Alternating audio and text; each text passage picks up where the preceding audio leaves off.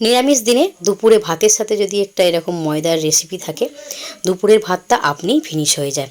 একতলা ভাতে আর কিছুই লাগে না, এটা দিয়েই খাওয়া হয়ে যায়। বাটিতে একটা 500 গ্রাম মতো ময়দা নিয়েছি।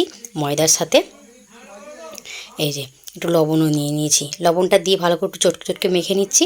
মেখে নেওয়ার পর এর মধ্যে ঠান্ডা জলই দিয়ে দেবো। ঠান্ডা জল দিয়ে ভালো করে যেরকম রুটি পরোটার জন্য ময়দার লেচি মাখানো হয়, সেরকম করে এটাকে মেখে রেডি করে নেব। মামসোনার টুম্পা মা পাঠিয়েছে এই যে গাছের চিচিঙে। বড় চিচিঙেটা আমি কেটে নিয়েছি, ভাজা করব।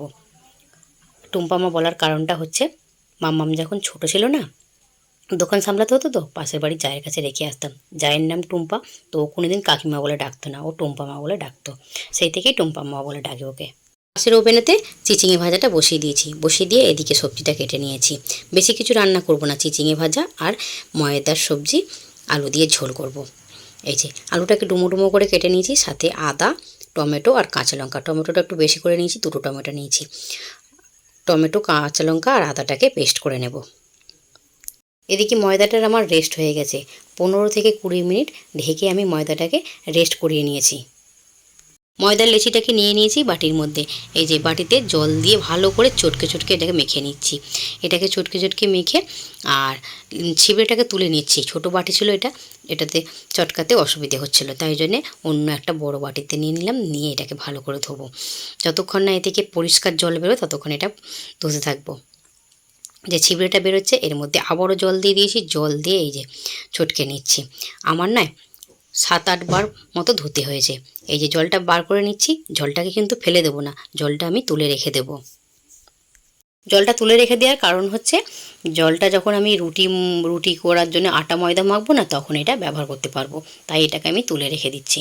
আর যতটা এটা চটকানো হচ্ছে না, তত জলটা হালকা হয়ে যাচ্ছে। আগে জলটা যখন বেরোচ্ছিলো গাঢ় হয়ে বেরোচ্ছিলো, এখন মানে যতবার ধোয়া হচ্ছে ততবার হালকা হয়ে যাচ্ছে। একদম হালকা এই যে হয়ে এসেছে। এবার 1-2 বার ধুলেই এটা আমার পরিষ্কার হয়ে ধোয়া হয়ে যাবে। এই ধোয়া জিনিসটাকেই রান্না করব। আর খেতেও কিন্তু দুর্দান্ত হয় বন্ধুরা।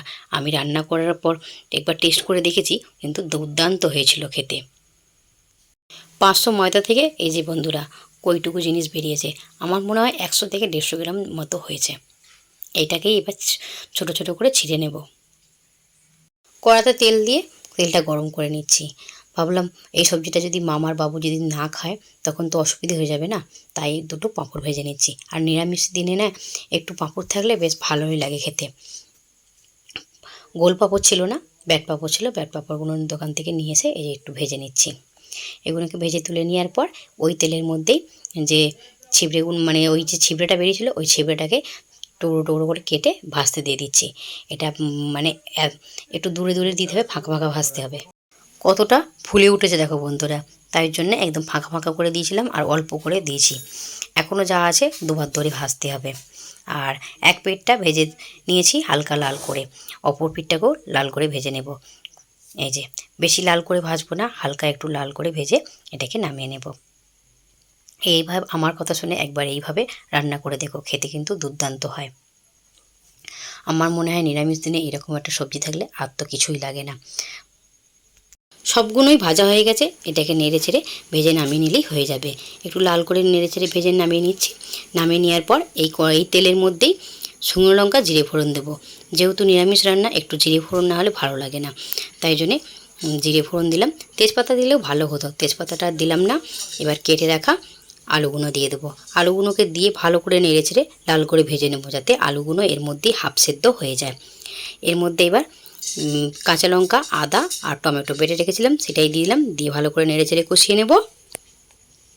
আলুর সাথে ভালো করে কষিয়ে নিয়েছি। এই যে এ থেকে তেলও ছেড়ে দিয়েছে। এবার এর মধ্যে না মশলা দেবো। মশলাটা আমি একটা বাটির মধ্যে ভিজিয়ে রেখেছিলাম। লঙ্কা গুঁড়ো, হলুদ গুঁড়ো, ধনে গুঁড়ো, জিরে গুঁড়ো সব 1 চামচ করে নিয়েছি। আর স্বাদ মতো লবণ দিয়েছি। দিয়ে ভালো করে একটু জল দিয়ে ভিজিয়ে রেখেছিলাম, সেটাই এর মধ্যে তুলে দিলাম। দিয়ে এটাকে ভালো করে নেড়ে চেড়ে কষিয়ে নেবো, যতক্ষণ না এ থেকে তেল ছাড়বে ততক্ষণ পর্যন্ত এটা কষাতে থাকবো। কষিয়ে আবার এর একটু জল দেবো, মাঝে মাঝে একটু জল দিয়ে এটাকে ভালো করে কষতে থাকবো। আর এই যে বাটি ধোয়া জলটাও দিয়ে দিলাম, দিয়ে এটা কষিয়ে নিচ্ছি। মশলা কষানোর কাছেই কিন্তু রান্নার স্বাদ হয়। মশলাটা কষাতে কষাতে একটা সুন্দর কালার এসছে বন্ধুরা, তেলও ছেড়ে দিয়েছে। দেখে তো চোখটা পুরো জুড়িয়ে যাচ্ছে। এর মধ্যে এবার পরিমাণ মতো জল দিয়ে দেবো। জলটা দিয়ে ঝোলের জন্য ফুটে উঠতে দেবো। ঝোলটা এই যে ফুটে উঠেছে, এবার এই যে ভেজে রাখা ময়দার সয়াবিনটাকে দিয়ে দেবো। এই যে দিয়ে এটাকে ফুটিয়ে গ্যাসের ফ্লেমটা লো রেখে এটা ফুটিয়ে নেব। 5 থেকে 6 মিনিট ঢেকে আমি রান্না করে নিয়েছি। এই যে এটা সবজিটা ফুটে গেছে। আর এর মধ্যে একটু গরম মশলা দিলাম, যেহেতু গোটা গরম মশলা আমি ফোড়নে দিইনি, তাই জন্য একটু গুঁড়ো গরম মশলা দিলাম, দিয়ে এটাকে নামিয়ে নেব। আর এর মধ্যে ঘিও দেওয়া যেতে পারে, কিন্তু আমি ঘি দিলাম না, আমি এমনিই নামিয়ে নিলাম। চলুন বন্ধুরা, শ্রাবণ মাসের শেষ সোমবারে কী নিরামিষ রান্না করলাম একটু দেখে নিই। প্রথমেই আমি একটা লেবু নিয়েছি, 4 টুকরো করে কেটে নিয়েছি। আর এই যে ভাত বানিয়েছিলাম সকালবেলায়, আজকে হাতে সময়টা একটু কম ছিল, তাই জন্য গরম গরম ভাত করে নিয়েছিলাম। আর পটল আলু ভাজা করে নিয়েছিলাম সকালের টিফিনের জন্য। আর এই যে পাঁপড় ভাজা করে নিয়েছি দুপুরে, মাম আর বাবু যদি সবজিটা না খায় তাই জন্য। আর এই যে এদিকে রয়েছে চিচিঙে ভাজা। আর এদিকে এই যে সকালের পটল ভাজা হয়েছিল না, তার দানাগুলো ভাজা করেছি। মাম্মামের ড্যাডি খেতে ভালোবাসে। পটল আলু ভাজাটা একটু রয়েছে, আর সাথে রয়েছে ময়দার সয়াবিন আলু দিয়ে ঝোল করেছি। তার সাথে না একটু আমও কেটে নিয়েছি। আর এটা সবজিটা যেরকম দেখতেও সুন্দর হয়েছে, খেতেও কিন্তু দুর্দান্ত হয়েছিল বন্ধুরা। আজকের মতো এখানেই শেষ করলাম। ভালো লাগলে লাইক দিয়ে পাশে দেখো।